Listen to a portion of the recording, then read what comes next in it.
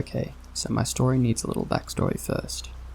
I am, and always have been, a very small girl, standing at 4'11", full grown, now at 27, and I have always been able to pass as being much younger than I am, especially if I'm not wearing makeup.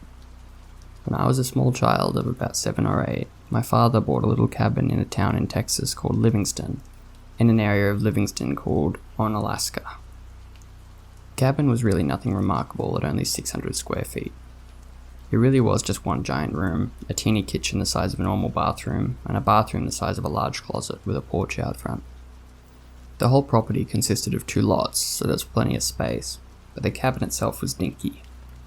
The whole area was in a strange mix between backwoods and suburbia. It was a true neighborhood, but not the prim and neatly kept neighborhoods I was used to in suburban Houston. Despite this, it became a very fond place for me, and some of my greatest memories in life are at that cabin, including my evacuation from Houston during Hurricane Rita, but that's a story for another day. Anyways, around 11 to 12 years old, my father bought me a 4-wheeler, and the little lake town suddenly became a lot bigger. I didn't go super far, but I definitely ended up going further than I'd ever gone before. It was quite common to see me zipping up and down the roads with a pile of neighborhood kids on the back of the 4-wheeler when we would go up to the cabin on weekend visits. This was around 2001 to 2002, so cell phones were a thing, but it was still common for people not to have them. Usually I had a beeper that I carried around, but with no phones at the cabin, my father gave me a walkie-talkie with a very long reach instead.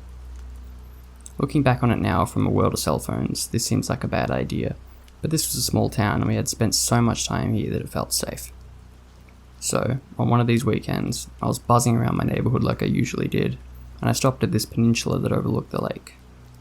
This was a set of docks that us kids always came to when we wanted to swim, despite the very real threat of giant alligators, but being stupid kids we didn't really worry about that. I was overlooking the lake when my walkie-talkie buzzed to life. Naturally, thinking it was my parents trying to reach me, I answered quickly. I couldn't quite make out what they said at first, so I tried confirming that it was my dad. This point in the neighborhood was a little ways off from the cabin, but I'd reached my parents from this point before, so despite the fact I couldn't quite recognize the voice, I assumed it was my dad. Nothing seemed out of the ordinary at first. I don't remember exactly how the conversation went, but it was off enough that I remember being slightly annoyed. Garbled questions that I answered, but no answers that would have hinted who I was or where I was. Eventually the conversation started to drift in a way that I knew something was off, but I was not alarmed just yet, as my dad was notorious for pulling pranks on me and goofing around. I kept talking, stupidly. Alarm bells weren't going off yet. Finally, though, the guy on the other end of the walkie-talkie made a comment. I cannot for the life of me remember exactly what he said, but it was enough to make me doubt that it was my father. This is when things took an extremely creepy turn. Keep in mind, I had been talking to this guy pretending to be my father for a good 15 minutes, sitting on my 4-wheeler on this peninsula. "I can see you. You should come take a ride on my boat," he said. My father had a boat, but this was just so out of character that it made me realize it wasn't my father. "Dad? You're not Dad, are you?" "What are you talking about?" he said. "If you can see me..." I started feeling a bit peeved that this guy had been messing with me. "What am I wearing?" He paused for a second before the walkie-talkie crackled to life, and he said very clearly, "You're wearing an orange shirt, you have red hair, and you're sitting on a red 4-wheeler right by the swim docks. Why don't you come ride in my boat?" At this point my eyes widened and my blood ran cold. This entire time some strange guy that I didn't know had been watching me, and God knows where. It took me maybe 10 seconds to look around wildly, then kick the 4-wheeler up and race out of there so fast that the wheels had a hard time catching the ground. I remember the wheels spun out against the gravel beneath them, and when the 4-wheeler finally started moving, little me had a hard time holding on. I floored it the entire way home, stopped in the middle of the yard, and burst into the house. Obviously the first thing I did was ask my parents if they had contacted me, which they had not, and hadn't for hours. I was in such a panic that there was no way my dad wouldn't have confessed it had been him. He was a practical joker, but he knew when the fun was over. I hate to think what might have happened had I continued sticking around in the area, or if I hadn't figured out that it wasn't my dad pulling my leg. Nothing came out of this incident though, and my childhood up there resumed as normal. Eventually the weekend visits stopped, but the story doesn't end there. During my parents' divorce, I moved to live at the cabin permanently with my father, or at least until he could find something better. This was the only place we could go when he left my mother. My father had recently suffered from health issues, so I took a job at a nearby gas station tobacco barn to pay the bills and let him recuperate. Thankfully, the cabin had no bills save for electricity, water, and internet, so my small salary was enough to keep us going. I only worked there for 3 months, but those 3 months were by far the creepiest I'd ever experienced. Within the first month, a rather tall and obese man became infatuated with me, and he couldn't have been creepier. He had short, crew-cut hair and a slightly unkempt beard-mustache combo. The first time we ran into each other, he stared at me with these wide, crazy eyes, ordered his gas and just stood there for 2 to 3 solid minutes, just staring. When I asked if I could help him, he said nothing. Now, the part of the tobacco barn I worked in was strictly the gas side, and I was pretty much in a glass box with an opening to take people's money and give them their cigarettes, which I could not have been more thankful for. Several times that this man had come to visit, he would leave to pump his gas after staring at me awkwardly. About the 4th or 5th time, after I thought he had left, I hear a knock on the other side of the barn on the glass. There he was, face pressed against the glass, staring at me with his wide, manic grin, and waving at me with his fingers. It was enough to send me running for my manager when he left, demanding to go on break before I pissed myself. The last time I saw him, I'll never forget though. It's been etched into my mind so deeply that I doubt bleach could scrub it away. He arrives as he usually did and orders his gas. This time, however, he reached through the hole in the glass and grabbed my hand before I could put the cash away in the cash register. It wasn't a violent grab, but it was firm enough to keep me from pulling away. Being a very sheltered 18-year-old, I froze in place. "I love you," he said, refusing to let go of my hand. I simply stared at him, unnerved, and alarm bells ringing in my head. "Say it." "What?" I responded. "Say you love me." Naturally, I just wanted this guy to go away. Being so freaking scared out of my mind at this point, I stammered and said it out of impulse. Maybe he would let me go and go away. "I love you?" I said uneasily. "Call me if you need anything. What's my number?" He asked again. This threw me off completely, and the look on my face probably gave away my confusion because he repeated himself, despite my stammering that I didn't know.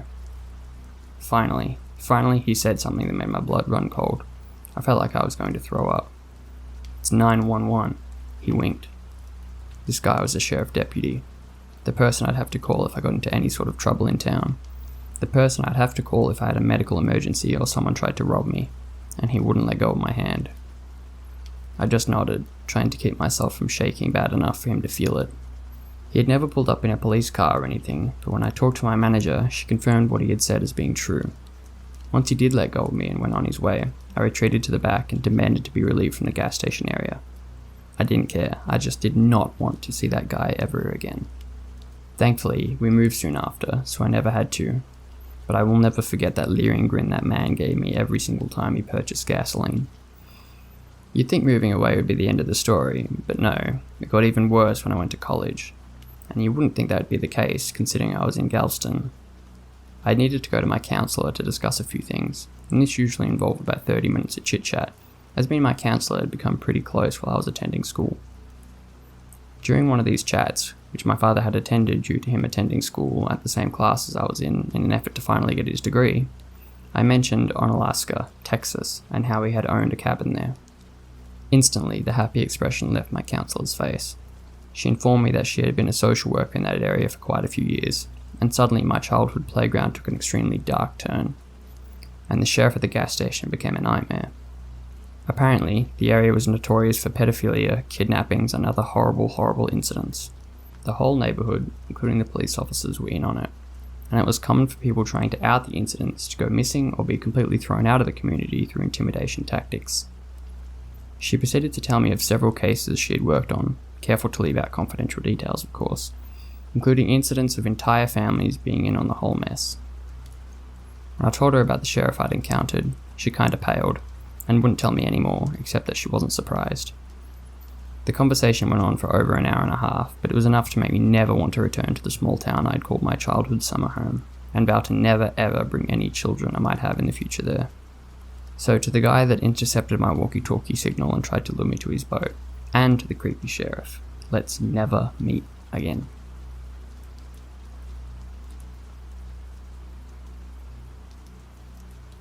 So, I've been on Grindr for about 10 years, 5 of which were illegal, not proud of it, and I've had plenty of screwed up experiences. This one in particular was when I was at a party without my car. I was 19 in college, and my phone was on 10%. But a decently hot Grindr guy said he could pick me up and we could hang at his place before he drove me home. So of course, I jumped on the opportunity. Anyway, we got to his place and he got me pretty drunk. Not unusual for me, but never tried to make a move. I assumed he was going to wait and just convince me to stay the night later.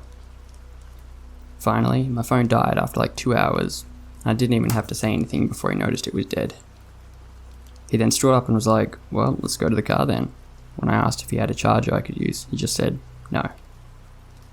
After we got in the car, he got kinda quiet and less flirty, and I spaced out just enjoying his music and looking out the window.